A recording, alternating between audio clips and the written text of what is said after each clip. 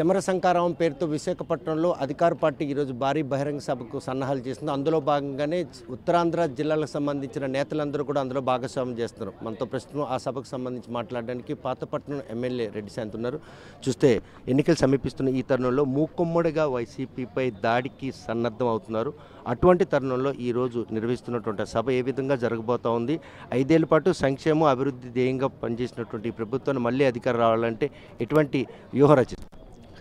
మరి ఏ విధంగా అయితే 2019 ముందు జగనన్న ముఖ్యమంత్రి అవ్వకముందు ప్రతిపక్ష నాయకుడిగా 14 నెలలు మరి అన్ని రకాలుగా ప్రాణభయం లేకుండా ప్రకృతి వైపరీత్యాలు తట్టుకొని ఎన్నో బాధలు తట్టుకొని ఏ విధంగా అయితే 5,40,00,000 మంది ప్రజలను 14 నెలల్లో కలిశారో, ఏ విధమైన హామీలు ఇచ్చారో, రైతులకు భరోసా కానీ, అక్కచెల్లెమ్మలకు ధైర్యం కానీ, విద్యార్థులకు ఉన్నత చదువులు అని కానీ, అన్ని వర్గాలు సంఘాల వారిని ఎటువంటి వివక్ష పక్షపాతం లేకుండా ఏ విధంగా ప్రభుత్వం తీసుకెళ్తారని హామీ ఇచ్చారో, మరి 56 నెలల పరిపాలనలో దేశ చరిత్రలో ఎక్కడా చూడలేని విధంగా, ఎక్కడ కనలేని విధంగా, ఎక్కడ వినలేని విధంగా రామరాజ్యాన్ని స్థాపించారు గౌరవ ముఖ్యమంత్రి జగన్మోహన్ రెడ్డి గారు.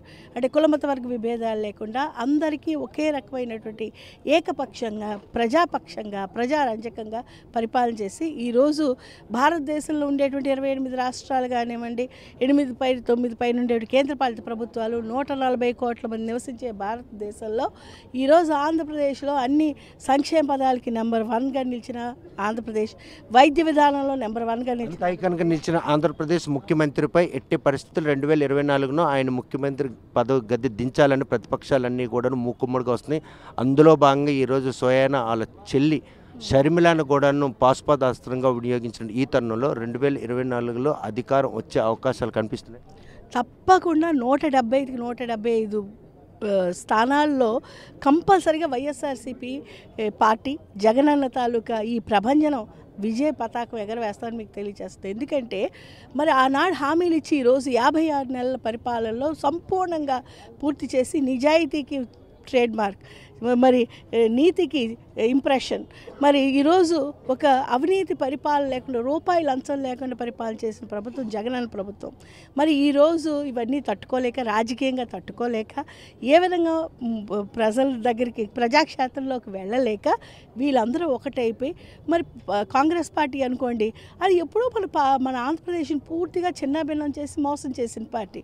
ఈరోజు కుటుంబాలు కూడా విడదీసి చెల్లెల మధ్యన వైరం పెట్టి అయిపోయిన కాంగ్రెస్ పార్టీని మళ్ళీ ఈరోజు పూర్వవైభవం తెచ్చేందుకు దివంగత ముఖ్యమంత్రి వైఎస్ రాజశేఖర రెడ్డి కుమార్తెగా ఆ చరిస్మాని వినియోగించుకునేందుకు ఆ పార్టీ వ్యవహరించిన తీరు ఈరోజు ఆంధ్రప్రదేశ్లో వైసీపీ నేతల్లో వణుకు పుట్టిస్తుంది అన్నటువంటి ఒక స్మెల్ ఉంది. అవునా? అస్సలు లేదు. ఎందుకంటే అక్కడ ఆమెకు, షర్మిలమ్మకు తెలంగాణలోనే ఒక్క సీటు కూడా పోటీ చేయలేనటువంటి కష్టాలు ఎదుర్కొన్నారు. అక్కడి నుంచి వచ్చి ఇక్కడ ఏదో మళ్ళీ చేసేయాలంటే ప్రజలేమి, ఆమెకు ప్రజలు బుద్ధి చెప్తారు, భగవంతుడు బుద్ధి చెప్తారు. ఎవరు కూడా ప్రజలు అమాయకులు కాదు. ప్రజలు ప్రతిదీ చూస్తారు. సంక్షేమం, అభివృద్ధి, నీతి, నిజాయితీ, ధర్మంకి ట్రేడ్ మార్క్ అయినటువంటి జగనన్న పరిపాలన స్వాగతిస్తారు. జగనన్న పరిపాలనలో ఉండాలని చూస్తారు. కానీ మళ్ళీ ఏదో వచ్చి తప్పుడు ఏవో మాట్లాడి కడుపు మంటతోటి అక్కస్తో ఏవో వెళ్ళగక్కిన అక్క చెల్లవని, అన్నదమ్ములవని అసలు ఆ విషయాలు ప్రజలు వెంటనే బుద్ధి చెప్తారు. ఆ విషయంపై నేను కూడా ఎక్కువ మాట్లాడడం కూడా పార్టీ అధిష్టానం చాలామందికి ఇప్పుడు సిట్టింగ్లకు కూడా ఇంకా సీట్లు ప్రకటించే పరిస్థితి లేదంటే వాళ్ళకి వచ్చే ఎన్నికల్లో పోటీ చేసేందుకు క్లియర్ చిట్ దొరికినట్టేనా ప్రకటించకపోవడం? అది జగనన్న గారు ఎవరికి టికెట్ ఇస్తే, మరి ప్రజాపక్షంగా ఎవరైతే ఎమ్మెల్యేలు కానీ ఎంపీలు కానీ మరి అవినీతి లేకుండా, మరి ప్రజలకు అన్యాయం చేయకుండా, ప్రజలు మనుగడ కోసం, ప్రజల తాలూకు మంచి కోసం, శ్రేయస్సు కోరి ఎవరైతే పనిచేస్తున్నారో వాళ్ళు తప్పకుండా జగనన్న. ఈ తత్సారం అనేది వారిలో ఒక భయం నెలకొనే పరిస్థితి ఉంది. ఎవరైతే సిట్టింగ్లు ఉన్నారో ఇప్పటికే చాలా జాబితాలు వచ్చినాయి. 6వ జాబితా కూడా శనివారం ప్రకటించే అవకాశం ఉన్న నేపథ్యంలో సిట్టింగ్లు 5 ఏళ్ల పాటు ప్రజల్లోనే మధ్యలోనే మమేకం అవుతున్న నేతలను ప్రకటించిన జాప్యం చాలామంది అసమ్మతివాదులుగా తయారవుతుంది. ఇవన్నీ కూడా కేవలం ఇవన్నీ అంటే కేవలం జగనన్న మీద ఏమి అనాలో తెలియక, ఏంటంటే ప్రజా పరిపాలనలో నెంబర్ 1గా ఈరోజు మన ఆంధ్రప్రదేశ్ ఉందంటే అది మామూలు విషయం కాదు. ఇది బైఫర్కేషన్ అయ్యి ఈ రాష్ట్రం ఎన్నో కష్టాల్లో ఉన్నప్పుడు, స్వయం కొనుగోలు శక్తి లేనప్పుడు, తలసరి ఆదాయాలు పడిపోయినప్పుడు వీటన్నిటినీ కష్టాలన్నింటినీ తట్టుకొని ప్రతి ఒక్కరికి కూడా ఈరోజు స్వయం శక్తి పెంచాడు జగనన్న. ప్రతి ఒక్కరి కొనుగోలు శక్తి పెంచాడు జగనన్న. ప్రతి ఒక్కరి మహిళల అకౌంట్లు భారతదేశంలో నెంబర్ 1 సేవింగ్ అకౌంట్స్ మహిళలు ఎవరు ఉన్నాయి అంటే state bank of India statement ఇచ్చింది ఆంధ్రప్రదేశ్ మహిళ. అంటే మీకు ఎందుకు చెప్తా అంటే ఇవన్నీ ఉన్నప్పుడు వీటిని తట్టుకోలేక, అంటే ప్రజాక్షేత్రంలో ఎవరైతే ఆ రాజుని ఆ పాలకుడిని తట్టుకోలేక రకరకాలు మాట్లాడడం, రకరకాలుగా ఈ రాజుల రాజ్యం దాంట్లో దాడులు పాటుపడడానికి దాయాదులు సిద్ధమవుతున్నారు.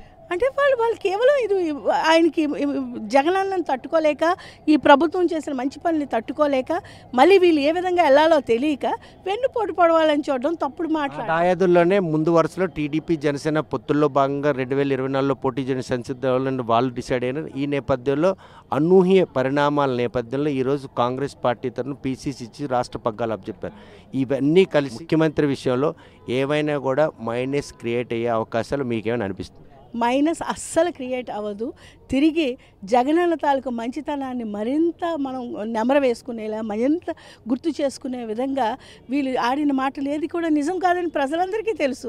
కేవలం కల్పితం, కేవలం ఏదో మనసు బాధ పెట్టి గాయపెట్టి మాట్లాడితే ఏదో నిరాశపడతారు, వీళ్ళు ఏదో అవుతారని.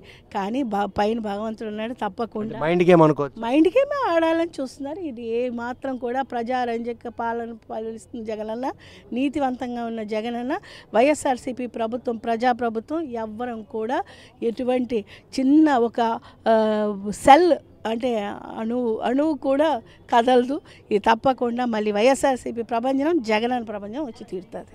2024 సంసిద్ధం అవుతున్న రాష్ట్ర ప్రభుత్వం మాత్రం వైజాగ్లో నిర్వహించబోయే సభ అది సక్సెస్గా సాగే విధంగా ఏర్పాట్లు చేస్తున్నారు. ఈ నేపథ్యంలోనే ఇప్పటికే సీట్లు ప్రకటించినటువంటి వారంతా కూడాను ఎన్నికల ప్రచారంలో నిమగ్నం కాక, సిట్టింగ్ లైన్ వారు కొంతమందికి మాత్రం ఇంకా సీట్లు ప్రకటించకపోవడంతో వారికి మాత్రం ఆ సీట్లు ఆ నియోజకవర్గంలో పదిలమైన ఒక భావన వ్యక్తం చేస్తున్నారు. మరోవైపు చూస్తే ఎంతమంది కలిసి వచ్చిన 2024 ముఖ్యమంత్రి జగన్మోహన్ రెడ్డి గెలుపును వైఎస్ఆర్ కాంగ్రెస్ పార్టీ మళ్ళీ ఈ రాష్ట్రంలో అధికారంలో రావడానికి ఎవరు కూడా అడ్డంకి కాకపోరని చెప్పి రెడ్డి సార్ స్పష్టం చేస్తున్నారు. వీడియో జర్నలిస్ట్ రామకృష్ణతో సత్యం, RTV శ్రీకాకుళం. మరిన్ని వీడియోస్ కోసం ఛానల్ ని సబ్స్క్రైబ్ చేయండి, లేటెస్ట్ అప్డేట్స్ కోసం వాట్సాప్ ఛానల్ ని ఫాలో చేయండి అండ్ లింక్ డిస్క్రిప్షన్ లో ఉంది.